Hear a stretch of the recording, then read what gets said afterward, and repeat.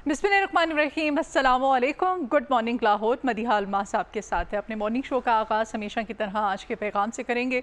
हमारे नाज़रीन के लिए पैगाम हमारा ये है कि पीर का दिन है और इस अपने हफ्ते का आगाज़ आज के दिन से हम कर रहे हैं और आज के दिन से हमने एक नई होप है, नया हौसला है, नई शुरुआत है। ये जो हर दिन आता है, मैं कहती हूँ कि एक मुस्बत सोच लेके आता है, एक नया पैगाम लेके आता है हमारे लिए, उम्मीद की एक नई किरण लेके। ज़िंदगी का हर सूरज जो है अब वो फूटता है, उसकी किरणें जब फूटती हैं तो हमें मैसेज देती हैं, हमें पैगाम देती हैं कि यही ज़िंदगी है।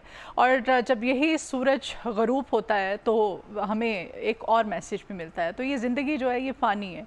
इस फ़ानी दुनिया में हमने दूसरों का ख्याल रखना है, क्योंकि जब इस दुनिया से जाएंगे हम तो खाली हाथ जाएंगे। खाली हाथ जाएंगे जब, तो वहाँ पर सिर्फ हमारा नामा अमाल हमारे साथ होगा, हमने क्या किया है, हमारे अमाल हमारे साथ होंगे।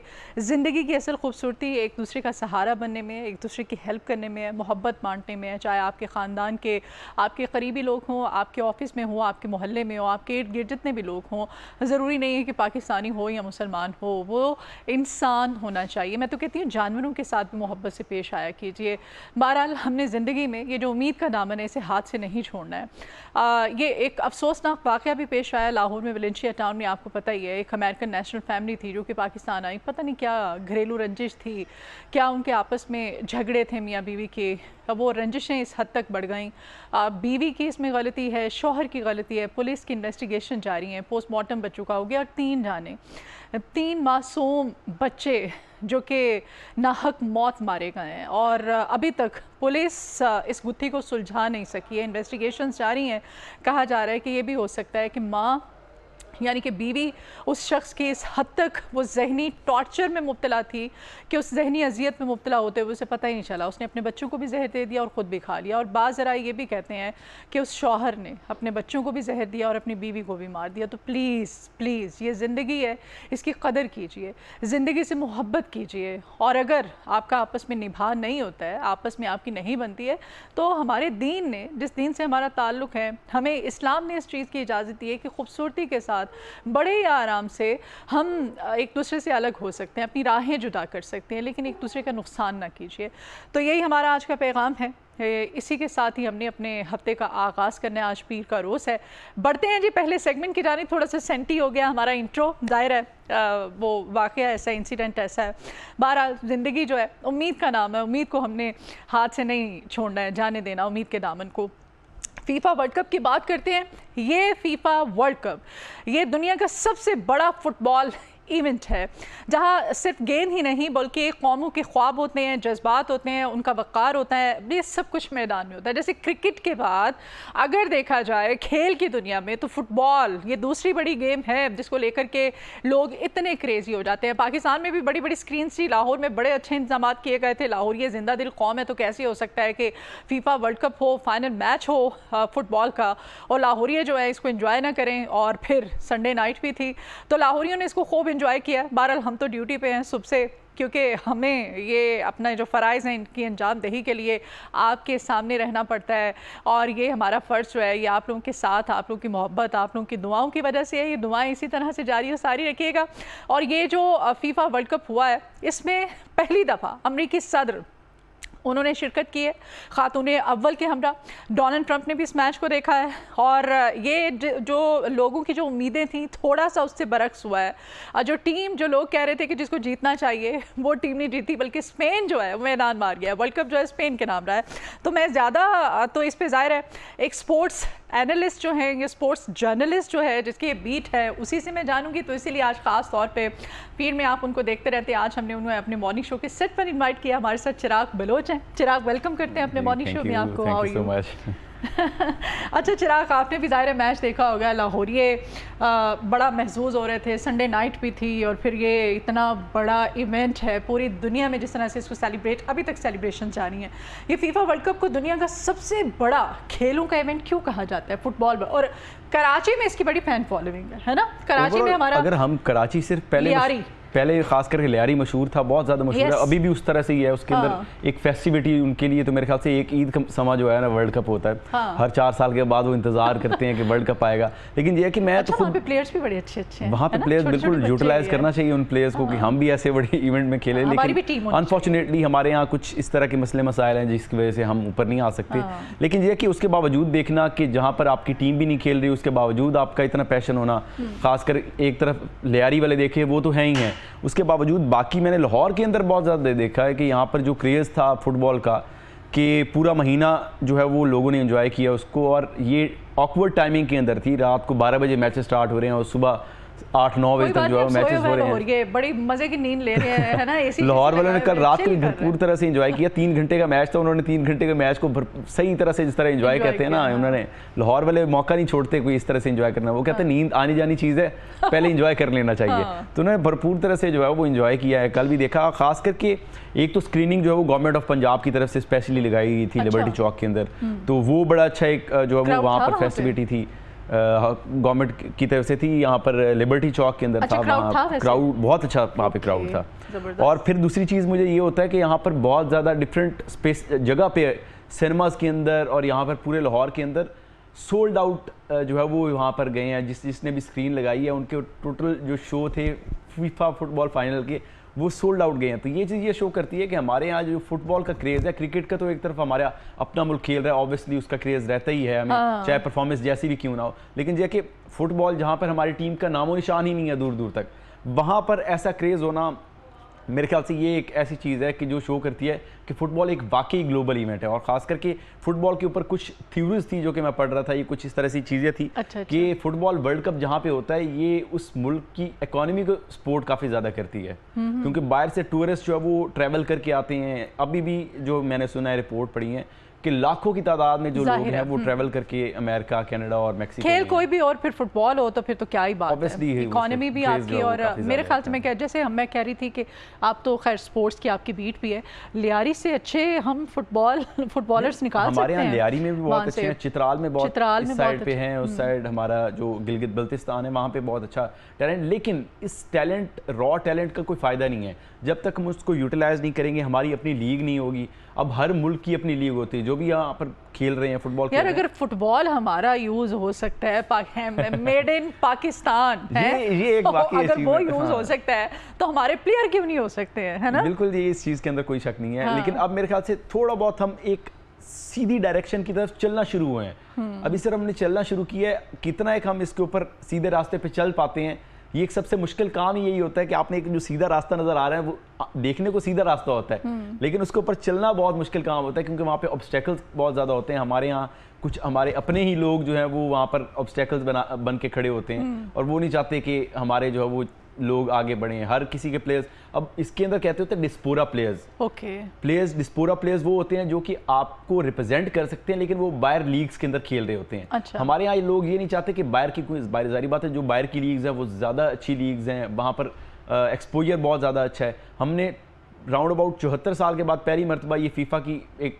यूँ समझ लें कि फ्रेंडली सीरीज़ हुई थी, उसके अंदर डायमंड जुबली हमने जो है वो 4 नेशन सीरीज़ जो है वो जीती। वो पहली मरतबा हमने इतना नाम किया 74 साल के बाद। तो मतलब एक आप ये देख सकते हैं कि एक सीधी डायरेक्शन की तरफ हम चलना शुरू हुए हैं। इन डिस्पोरा प्लेयर्स जो कि पाकिस्तान को रिप्रेजेंट कर सकते हैं, उनको लेके आना चाहिए, उनको यूटिलाइज करना चाहिए, जो कि पाकिस्तान को रिप्रेजेंट कर सकते हैं। इससे कोई नहीं है, हमारा कोई शक इसमें नहीं है कि टैलेंट जो हमारे पास मौजूद है, हमारे पास जो टैलेंट है वो अच्छा टैलेंट है। लेकिन जब तक हम लीग शुरू नहीं करेंगे, जब लीग होगी नहीं, हमारा वो स्ट्रक्चर ही नहीं होगा, तो हम वो आगे प्लेयर्स किस तरह आएंगे, उनके साथ कंपीट किस तरह करेंगे, जो कि ऑलरेडी एक इंटरनेशनल लेवल पर जबरदस्त हो गया। अच्छा, थोड़ा सा टीम्स की तरफ भी आते हैं। जिस टीम से उम्मीदें थी, जैसे मैंने पहले भी कहा, वो उसके बरक्स नताइज निकले हैं। स्पेन बाजी ले गया है ना। मेसी कहते हैं कि मेसी जो है वो लग ही नहीं रहा था कि उनका ये फाइनल में उनका इंटरेस्ट है, या वो क्या कर रहे थे। असल गेम प्लान की बात होती है, अकेले मेसी तो खेल नहीं रहे थे। आखिरी जिस तरह से मेसी ने एंडिंग आखिरी 5-7 मिनट खेला है, अगर वो उनकी टीम ने प्रॉपर साथ पूरे मैच में दिया होता तो शायद कुछ रिजल्ट कुछ और होते। उनका गेम प्लान जो उस तरह से नहीं था। क्या है अचानक चिराग ये? मेरे ख्याल से देखें, स्पेन की टीम हमेशा वैसे ही अच्छी थी। ओवरऑल वर्ल्ड कप के अंदर हम देखें तो स्पेन अच्छा खेलता चला है। उन्होंने जो टूर्नामेंट फेवरेट थी अर्जेंटीना होगी, उनको तो फाइनल में हराया। उन्होंने फ्रांस को हराया, उन्होंने पुर्तगाल को हराया, जो कि 2 बड़ी टीम्स थी जिनका ये नाम आ रहा था कि ये टूर्नामेंट जीतने के लिए फेवरेट है। तो उनको मेरे ख्याल से ओवरऑल स्पेन की गेम जो है वो उन्होंने पूरे वर्ल्ड कप के अंदर पहले मैच के बाद से डोमिनेट किया है पूरे वर्ल्ड कप के अंदर। तो उनकी टीम को जो है हम इस तरह से नहीं कह सकते कि ये डिज़र्व नहीं करते या कोई, मेरे ख्याल से जितना एक डिज़र्व अर्जेंटीना करता था उतना एक स्पेन भी करता था। दूसरी चीज़ है कि मेसी का आखिरी वर्ल्ड कप था, मेसी के लिए आखिरी मैच था, क्योंकि obviously as a Messi fan, हम भी मेसी फैन रहे, बाकी बहुत सारे फैंस थे, तो दिल बर्दाश्त तो इंसान होता ही है। बेशक वर्ल्ड कप पिछला मेसी जीता हुआ है, वो एक हालांकि मेसी फैन जो है वो एक मैच नहीं टिक के देखा होगा, लेकिन वो मेसी के साथ ना वैसे ही वो इतना लकी है कि पूरी दुनिया में जिस तरह से उसकी फैन फॉलोइंग है। तो मुझे जब सुबह जब मैंने ब्रेकिंग भी आकर के और पहली जब मैंने खबर वो और हेडलाइन पढ़ी तो मैं ऑब्वियसली मेसी फैंस हैं, हम भी जो लोग पुराने देखते हैं उनको ऑब्वियसली डिसअपॉइंटमेंट होती है कि एक इतना करीब आके बिल्कुल फाइनल के नज़दीक वो बहुत ज़्यादा दिल बर्दाश्त होती है, खासकर फिर बिल्कुल मार्जिन जो है वो 1-0 हो, ये इतना मतलब क्लोज मैच हो। फिर ऑल्दो इतना क्लोज अर्जेंटीना खेला नहीं है पूरे मैच के अंदर, आखिरी जो कुछ टाइम था 5-7 मिनट से पहले उनका कोई ऑन गोल जो है वो टारगेट अटैम्प्ट ही नहीं की थी उन्होंने। तो उनका जो है वो एक गेम प्लान अच्छा नहीं था। स्पेन अच्छे गेम प्लान के साथ आया, स्पेन ने अच्छा खेला सिर्फ, तो इस वजह से जो है वो स्पेन ने जो है वो ये टाइटल अपने नाम की दूसरी मरतबा जीते हैं, तो ऑब्वियसली उनको भी दाद बनती है। हाँ, तो वो अच्छा खेले, बिल्कुल तो वो जी जाहिर है अब तो विनर है वो बिल्कुल तो अब हमारी ट्रॉफी उनके पास है, तो दाद तो बनती है। हम तो सिर्फ या फिर डिसअपॉइंट हो सकते हैं किसी टीम के लिए, या फिर हम वो कह सकते हैं ना कि मुबारक दे सकते हैं किसी को, हमारी अपनी टीम नहीं है। अच्छा, फिर इसका मतलब ये हुआ कि वर्ल्ड कप में कामयाबी के लिए तजुर्बा ज़्यादा अहम है, टैलेंट, नौजवान टैलेंट ज़्यादा ज़रूरी है तजुर्बा, क्या कहेंगे आप? देखिए मेरे ख्याल से दोनों कहीं ना कहीं मैटर करते हैं। आप यंग प्लेयर्स जो होते हैं वो आपकी टीम को एनर्जी देते हैं। मेरे ख्याल से जितने प्लेयर्स यंग प्लेयर्स स्पेन की टीम में थे उतने कहीं भी नहीं थे। अर्जेंटीना को हमने देखा उनके पास एक्सपीरियंस था, वो एक्सपीरियंस के बेस के ऊपर या फिर एक टीम के अंदर बॉन्ड जो उनका आपस में बना हुआ था प्लेयर्स का, एक दूसरे के लिए जान मार रहे थे या फिर अपने मुल्क के लिए जान लड़ा रहे थे। हमने उनको लगातार पूरे वर्ल्ड कप के अंदर देखा है कि वो आखिरी 10 मिनट जिस तरह फुटबॉल खेलते थे, खेलते चले आए, वो फुटबॉल किसी भी मुल्क ने नहीं खेला। मतलब हार रहे होते थे, 2-0 से हार रहे हैं, 1-0 से हार रहे हैं, आखिरी मिनट्स के अंदर जो है वो आके इस तरह की फुटबॉल खेलना कि जो शायद मेरे ख्याल से अगला भी एक्सपेक्ट नहीं कर रहा कि ये किस तरह इन्होंने खेली है। वो एक्सपीरियंस वहाँ पे मैटर करता है, या फिर आपकी टीम का जो बॉन्डिंग है, आपकी टीम का आपस में जो मेल जोल है वो बहुत ज़्यादा इंपॉर्टेंट होता है। लेकिन उसके साथ साथ अब जिस तरह स्पेन था, स्पेन के पास बहुत ज़्यादा यंगस्टर्स थे। अब मैं आप लमीन जमाल का नाम लूँ, वो मुस्लिम एक प्लेयर हैं, खासकर हमारे मुसलमान जो मुल्क है उनकी काफ़ी ज़्यादा एफिलिएशन उनके साथ थी। उन्होंने खास करके वो ज़्यादा मशहूर हुए थे, उन्होंने फ़लस्तीन का झंडा उठाया था एक दफ़ा, पीछे लीग जीते थे, तो उससे ज़्यादा उनको बहुत ज़्यादा इधर से मिली थी, पजीराई मिली उसके बाद। तो वो 19 साल के हैं सिर्फ, वो अभी तक जो है वो यूरो कप भी जीत चुके हैं, हमारा यूरोपियन कप उनका होता है, वो वर्ल्ड चैंपियन भी बन गए हैं इस उम्र के अंदर। फिर उनके पास एक और भी प्लेयर है, वो भी इसी तरह से 18-19 साल के हैं। तो और उनके कुछ प्लेयर्स हैं जो कि 22-23 साल के हैं, तो उनकी काफ़ी यंग टीम थी बिल्कुल स्पेन। अच्छा, ओवरऑल अगर हम डिस्कस करें, जैसे अभी आपने इस नौजवान प्लेयर का जिक्र किया, और कौन से खिलाड़ी थे जो कि इस पूरे के पूरे मैच के अंदर वो पूरी दुनिया की तवज्जो का मरकज़ रहे? एक तो प्लेयर ऑफ द टूर्नामेंट का नाम जो है वो young player of the tournament बने हैं, जो पाउ कुबारसी, जो कि स्पेन के ही थे, तो वो काफ़ी ज़्यादा जो है वो सामने आए बनकर। इस तरह से ही अगर हम बाकी देखें, अब मेसी के ऊपर काफ़ी ज़्यादा इसलिए चर्चा हो रही है, मेसी जो है वो टूर्नामेंट की वन ऑफ द फेवरेट थे कि वो प्लेयर ऑफ द टूर्नामेंट बनेंगे, लेकिन उनकी टीम जीती नहीं, उसके लिए वजह से वो player of the tournament award भी नहीं जीत पाए। 8 गोल उन्होंने स्कोर किए थे, 4 असिस्ट थी, तो वो मेसी के ऊपर जो है वो एक काफ़ी ज़्यादा वो मेसी फैन इस चीज़ का गिला कर रहे हैं कि प्लेयर ऑफ द टूर्नामेंट का प्रॉपरली एक पूरे टूर्नामेंट का जो है वो प्लेयर गिना जाता है कि जो अच्छा खेला है, ये डिपेंड इस तरह से नहीं होता कि जो हारा है या जीता है इसके ऊपर डिजर्व नहीं करता। एम्बापे या फिर मेसी को जो है वो जीतना चाहिए था, क्योंकि गोल ज़्यादा स्कोर किए थे, इम्पैक्ट उनका ज़्यादा था मैच में या टूर्नामेंट के अंदर हम कह सकते हैं। तो वो चीज़ जो है वो उनका ये चीज़ मेसी फैंस गिला कर रहे हैं। हार तो गए मेसी अपनी टीम के साथ फाइनल, अब मेसी 2 फाइनल जो है वो हारे हैं, इससे पहले 2014 के अंदर भी हारे थे, 2026 में भी हारे, लेकिन ये उनका लास्ट था, आप बता रहे हैं।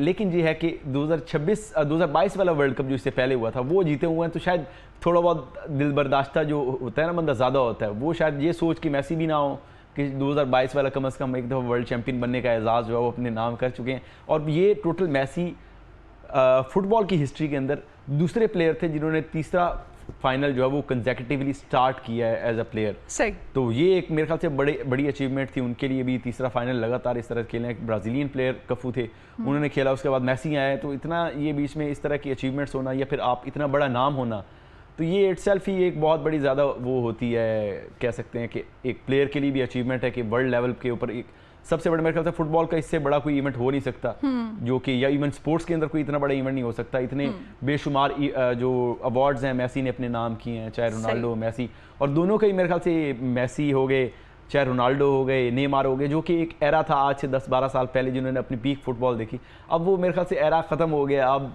मेरा नहीं ख्याल कि अगला कुछ 4 साल बाद इंतज़ार करके इतना लंबा टाइम इंतज़ार करेंगे, या फिर मैसी इतना लंबा खेलेंगे, या रोनाल्डो इतना लंबा खेलेंगे कि वो 4 साल बाद दोबारा से ये वर्ल्ड कप खेलें। तो मेरे ख्याल से एक चैप्टर था। अब शायद इंटरनेशनल फुटबॉल कुछ टाइम के लिए कंटिन्यू करें, लेकिन ये है कि एट दी एंड बॉडी जो है वो साथ देना छोड़ जाती है, जितना एक वो यंग प्लेयर मुश्किल गेम है ये। अच्छा, जनूबी अमेरिका और यूरोप की अगर हम बात करें, इन टीम्स के दरमियान बढ़तरी की असल वजह क्या है?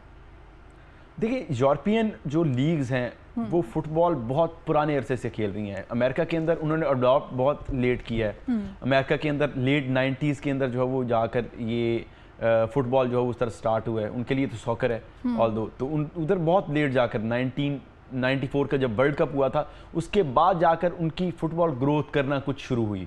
तो वो इसलिए, और उनके साथ कम्पीट करना जो कि ऑलरेडी 100 साल 125 साल से जो है वो फुटबॉल के साथ एफिलेटेड हैं, उनकी लीग्स चल रही हैं, उनके एक स्ट्रक्चर बना हुआ है जिसके थ्रू चल रही हैं। और कोई स्ट्रक्चर जो है वो छोटा मोटा स्ट्रक्चर नहीं है, प्रॉपर एक डिवीजन वाइज है कि एक सबसे बड़ा डिवीजन की होती है गेम, फिर उसके सेकंड डिवीजन की है, फिर थर्ड टियर की है, फिर फोर्थ की, मतलब बहुत ज़्यादा एक प्रॉपर है। तो इसलिए यूरोपियन टीम्स इसलिए डोमिनेट करती हैं, या फिर साउथ अमेरिकन टीम्स इसलिए डोमिनेट करती हैं, जिसके अंदर अर्जेंटीना हो गया या ब्राज़ील हो गया, कि इनके प्रॉपर स्ट्रक्चर, ये बहुत पुराने अरसे से फुटबॉल को फॉलो कर रहे हैं। तो ये जब से फुटबॉल मेरे ख्याल से वर्ल्ड कप शुरू हुआ है, वैसे 1930 के अंदर पहला वर्ल्ड कप हुआ था, तो उसके अंदर ये जो टीम्स जिनका मैं जिक्र करूँ ये काफ़ी टाइम पुराने से खेल रही हैं। तो इनके साथ कम्पीट करने के लिए आपको फिर उतनी चीज़ें ही चाहिए, उसी लेवल पे आके खेलना पड़ेगा। दूसरा, क्वालिटी ऑफ प्लेयर जो वहाँ पर इनकी लीग में खेलते हैं, जिस तरह हमारा पाकिस्तान सुपर लीग हो गया, यहाँ पर हम देखते हैं कि यार ये बड़े नाम वाला प्लेयर है, या फिर ये प्लेयर्स जो है वो बड़े इस दफ़ा आए हैं, तो हमने जो बड़ा एंजॉय किया है। इस दफ़ा क्वालिटी ऑफ लीग जो है वो बड़ी अच्छी थी हमारी। तो यही चीज़ सेम उनकी लीग्स में होता है। एट अ टाइम एक प्लेयर एक लीग में खेल सकता है, क्योंकि उनकी 9 महीने तक लीग चलती रहती है। हमारे यहाँ तो 1 महीने की लीग होती है क्रिकेट वगैरह की, लेकिन देखिए ये 9 महीने लीग चलती रहती है। तो ये प्लेयर्स जो जितने प्लेयर्स जिस लीग में खेलते हैं उतनी ज़्यादा क्वालिटी आती है उनके पास। तो ये यूरोपियन जो लीग्स हैं वहाँ पर क्वालिटी बहुत ज़्यादा है। अब हमारे पास, यही तो मैं बार बार जिक्र करता हूँ कि यहाँ पर हमारे पास लीग ही नहीं है, तो हम किस तरह आगे बढ़ेंगे? हमें क्या फीफा से कहाँ पे क्या देखिए, फीफा बहुत सपोर्ट कर रहा है, बहुत जरूरी है हमारे जो अभी करंटली पाकिस्तान के जो करंटली अभी फीफा के जो प्रेसिडेंट है जॉनी इन्फेंटिनो, वो पाकिस्तान को काफ़ी ज़्यादा सपोर्ट कर रहे हैं। उन्होंने पाकिस्तान के जो प्रेसिडेंट हैं मोहसिन गिलानी जो हैं, उन्होंने काफ़ी दफ़ा उनकी मुलाकात हुई है, और उन्होंने इस चीज़ का वादा भी किया था कि मैं कोशिश करूंगा मैं पाकिस्तान जो है वो आऊँ, पाकिस्तान चक्कर लगाऊँ, और पाकिस्तान को प्रॉपर तरह से सपोर्ट किया जा रहा है। पाकिस्तान की जो फेडरेशन है, अब सपोर्ट फाइनेंशियली की जा सकती है। अब आगे क्या क्या, यहाँ पर उन्होंने फीफा पिच बनाने के लिए भी इनको फंड्स वगैरह दिए, फीफा अकेडमीज़ वगैरह उनके कुछ उनके अपने प्रोजेक्ट्स थे उनके अंदर कर रहे हैं, इनको हेल्प आउट कर रहे हैं। अभी फीफा सीरीज़ एक और होने जा रही है सितंबर अक्टूबर में, पाकिस्तान उसमें पार्टिसिपेट कर रहा है। तो पाकिस्तान तो ये फीफा वर्ल्ड कप के लिए फिर क्यों क्वालिफाई नहीं किया? वो एक प्रॉपर स्टेज से गुजर के जाना पड़ता है। अब इवन वर्ल्ड चैंपियन स्पेन है, क्यों वो ऐसी कौन सी स्टेज है कि हमारी टीम वो क्वालिफाई डायरेक्ट नहीं कर पाती। हम क्रिकेट के अंदर देखते हैं, क्रिकेट के अंदर टीमें रैंकिंग वाइज डायरेक्टली क्वालिफाई कर लेती हैं। फुटबॉल में ये ऐसा नहीं होता। फुटबॉल में जो नंबर 1 टीम भी है उसको भी, सिवाय एक जो होस्ट टीम होती है उसके अलावा जो भी टीम्स होती हैं उनको क्वालिफायर्स खेल के आने पड़ते हैं। अब जो हमारा एशिया का क्वालिफायर है वो अलग है, यूरोपियन अलग होता है, सारे अलग अलग होते हैं। अच्छा। अब जो एशिया का है, यहाँ पर एशिया के अंदर हमें टोटल 4 स्टेजेस से गुजर कर फिर जाकर वर्ल्ड कप में क्वालिफाई करते हैं। पहला स्टेज खेलेंगे, पहले के बाद दूसरा आएगा, फिर ग्रुप के अंदर एक जो टीम्स को किया जाएगा, डिवाइड किया जाएगा, उसमें से फिर आप प्रमोट होंगे, फिर अगले थर्ड स्टेज में जाएंगे, थर्ड स्टेज से जाने के बाद फोर्थ स्टेज में जाकर फिर आप वर्ल्ड कप में क्वालिफाई करेंगे। ये इतना एक जो है वो आप कह सकते हैं कि उन्होंने अपना सिस्टम बनाया हुआ है। उससे गुजरे बगैर कोई भी टीम, इटली जो कि 4 मरतबा की वर्ल्ड चैंपियन है, वो पिछले लगातार कंटिन्यूसली 3 वर्ल्ड कप के लिए क्वालिफाई नहीं किया, क्योंकि उनका सिस्टम इस तरह से है कि वो इस तरह से क्वालिफाई नहीं कर सकते। कोई ना कोई टीम के मतलब आप परफॉर्म अच्छा नहीं करेंगे, कहीं ना कहीं लैग करेंगे, तो फिर आपके साथ वही काम होगा जो इटली के साथ हुआ है। इटली 3 दफ़ा, कहना आसान काम है, जो कि 4 मरतबा की वर्ल्ड चैंपियन है, वो वर्ल्ड कप ना खेले, ये फिर जो है ना, हाँ, किसी को हजम नहीं होता है फुटबॉल फैन को। हाँ। तो वो 3 कंटिन्यूसली ना खेलना, ये उनकी अपने जो कंट्री के लिए भी काफ़ी ज़्यादा डिसअपॉइंटमेंट है। तो ये एक प्रॉपर एक सेटअप से आप गुजर के या फिर एक सिस्टम से गुजर के आप आते हैं, वर्ल्ड कप खेलते हैं। इसीलिए वर्ल्ड कप अब आगे जॉनी इन्फेंटिनो जो है उन्होंने एक नया जो है वो एक अभी कुछ वर्ल्ड कप के दौरान बात की है कि इस दफ़ा पहली मरतबा वर्ल्ड कप में 48 टीमों का वर्ल्ड कप खेला गया है। अब उन्होंने कहा है कि 2030 वाला वर्ल्ड कप जो कि स्पेन, मोरक्को और साथ में होना है, पुर्तगाल में होना है, वो 64 टीमों का करवाएंगे। मतलब 64 टीमें होंगी तो ऑब्वियसली आपके पास अपॉर्चुनिटी और ज़्यादा बढ़ जाएगी। एशिया के पास जो स्लॉट्स हैं उसके अंदर हो सकता है 2-3 टीमों को और ज़्यादा इजाफा हो जाए। तो आपके पास अपॉर्चुनिटीज़ बढ़ रही हैं, लेकिन उसको यूटिलाइज किस तरह करना है ये तो हमारी फेडरेशन ने फैसला करना है। ये तो हमारे जो लोग बैठे हैं फुटबॉल को कर रहे हैं उन्होंने करना है, और साथ में हमारी गवर्नमेंट को कुछ ना कुछ इसके ऊपर फोकस रखना होगा। ये नहीं है कि आप सिर्फ चीज़ों को लोगों को लगा दिया या अपॉइंट कर दिया, वो क्या कर रहे हैं उसके अंदर, तो उसके ऊपर भी खाना पूरी वाला काम चलाया। बहुत शुक्रिया चिराग, आपके आने के लिए हम टाइम निकाला। अभी एक ब्रेक लेते हैं, ब्रेक के बाद दोबारा हाजिर होते हैं। Good morning Lahore.